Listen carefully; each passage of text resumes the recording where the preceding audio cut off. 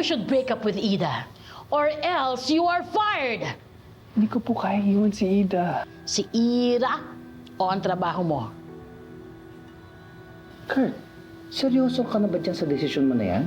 Iiwan mo ang pagiging kupido dahil hindi mo kaya makipag-break kay Ida? Sayang naman. At saka isa pa, all out ka na ba dyan kay Ida? Ha? As in, hindi niyo pa nga kilala ang isa't isa. Ni hindi nga niya alam na ikaw yung dahilan kung bakit nakipaghiwalay si Josh sa kanya at kung bakit siya broken-hearted in the first place. Uy, sikit lang natin yun. Kurt, ang sinasabi ni Brad, ang point niya, you should know your priorities. Clearly, hindi si Ida yun.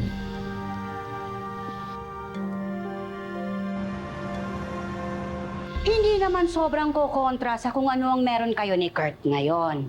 Kaya lang lately, may mga napapansin ako, simula nung nagde-date kayo. Panay ang date mo, kasama siya.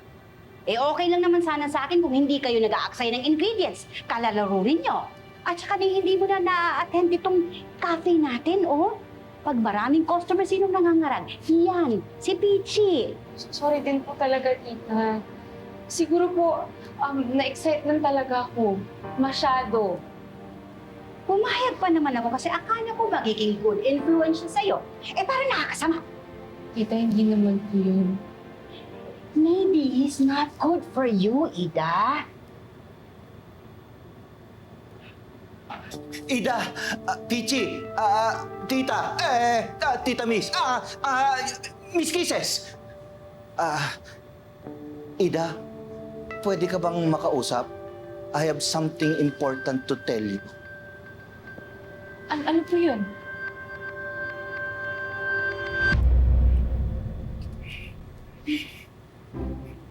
Ano bang nangyayari sa'yo?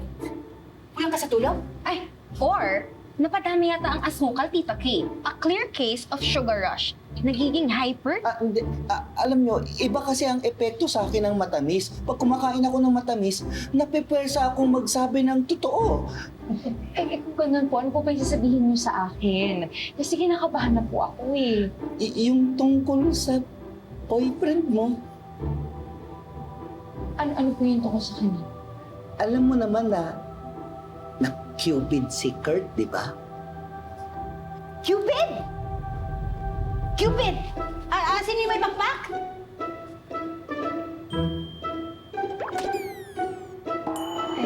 Tik-tik, tita, opo. Pero modern Cupid po sila. Kaya po sila mukhang tao. Sila po ang dalawa ni Brad. Alam mo, pero na-in-love ka pa rin sa kanya kahit alam mong hindi siya tao. Mag-explain po ako. Sorry po talaga. Mag-explain po ako mamaya. Ikaw, Cupid ka sa lagay na yan? Cupid ako, Cupid kami. Ang tanging mission lang namin dito sa mundo ay mag-match ng mga couples. Sadly, hindi sila pwedeng ma-in-love according sa kukal.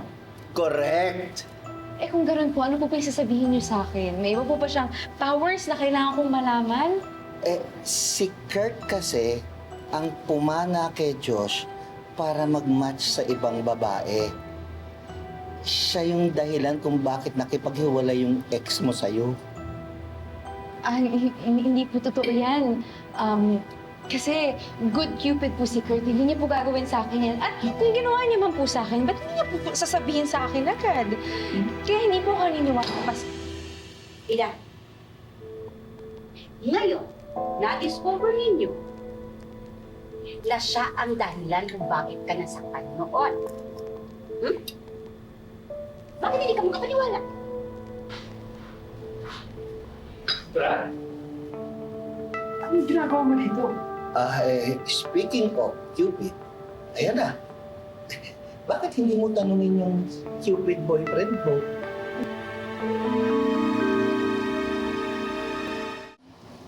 Totoo ba?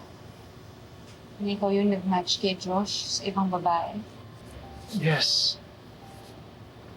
Ida, I'm so sorry. Hindi ko naman alam na taken siya o nung minatch ko sila. All I wanted to do was gain points para maging top Cupid. Para matupad yung wish ko. naman sinadya na mag-break kayo o saktan ka.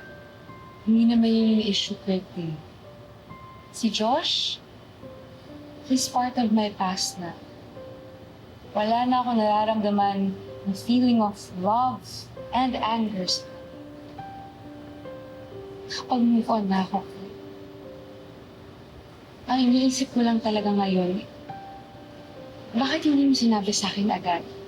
Ida, I'm really sorry. Sana hindi ka sobrang galit sa akin. Hindi ako galit ko eh. Disappointed lang ako.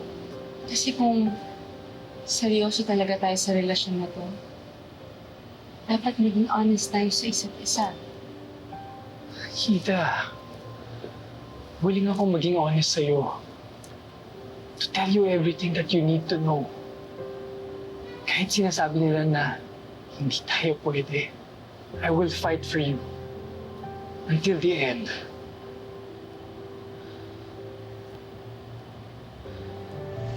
That's enough! Boss Hart! Boss Hart, please. Hindi ko kaya let go si Ida. Ang tigas ng ulo mo. Ilang beses na kitang minariningan, di ba? Pero anong ginawa mo? Hindi ka nakinig. Sorry, pero kailangan ka na talagang parusahan. Boss Hart, please. Miss, huwag niyo naman pong parusahan o saktan si Kurt. Ako na lang ho. Hindi, Ida. Hindi ka pwede madamay dito. Ah, ganun ha? Willing talaga kayong patunayan ang love ninyo sa isa't isa, ha?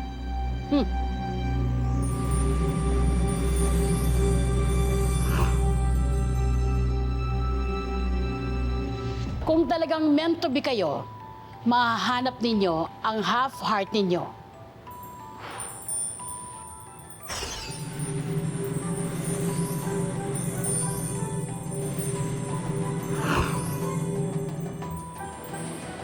Asan na po? I will give you 24 hours to find your half-heart. Happy hearting!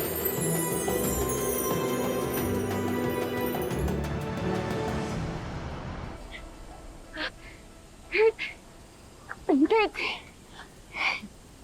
Tara mo, oh. I found a half heart. Grabe. Ibig sabihin, meant to be talaga tayo. Ida. Sorry. Hindi ko mahanap yung half-heart ko.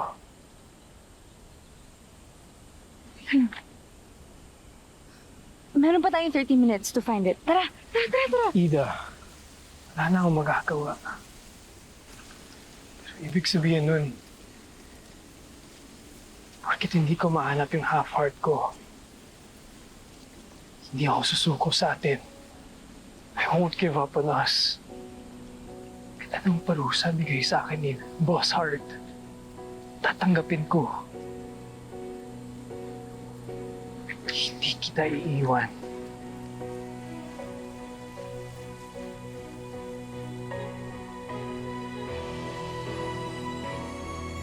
Kawawa naman si Kurt. Tinapon-tapon ko pa yung half-heart niya para hindi niya makita. Yung pala, hindi ko siya kayang makitang nasasaktan. Oh, edi hindi mo rin natiis. Ang hirap naman palang makakita ng true love. Lalo na kung nasa harapan mo na.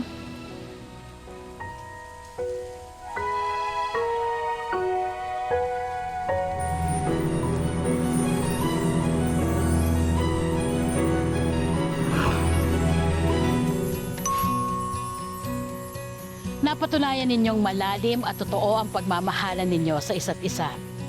At ginawa nyo ang lahat to be with each other. So, arrows and ups aside, I can now declare you 100% match! At dahil na-convince nyo ako na nagmamahalan kayo sa isa't isa, I have a special gift for you from the Boss Cupid herself.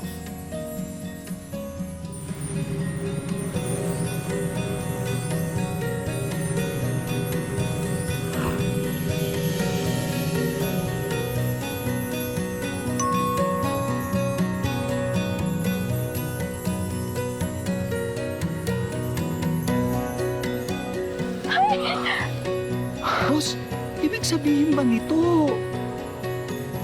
Isa ka ng tao na malayang magmahal ng wagas. Tao na po ako? Yes!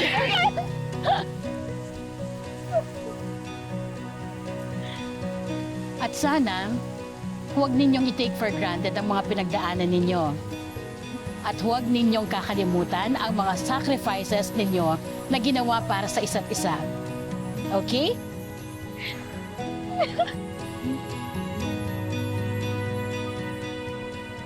Sana all! My love life!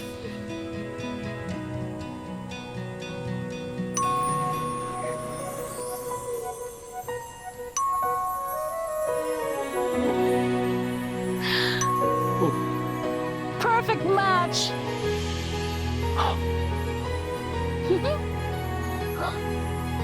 O ano? Ang pagiging Cupid o ang love life? Tita, huwag ka nang arte mo.